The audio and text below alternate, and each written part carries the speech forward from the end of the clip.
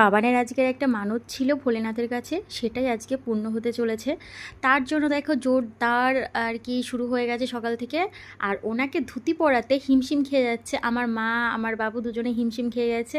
অবশেষে আমি কোনো মতে একে পরিয়েছি, আর ও বাইরে কিছুতেই যাবে না, জোর জবরদস্তি নেওয়া হচ্ছে। এদিকে কান্নাকাটি করে যাচ্ছে, ও কিছুতেই ধুতি পরে গেঞ্জি পরে যাবে না বাইরে।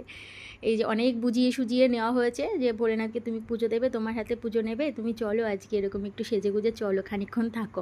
তারপর যখন সবাই ওকে অ্যাপ্রিসিয়েট করেছে যে ভাল লাগছে, তখন আর খোলেনি সারাদিনে জামাটা।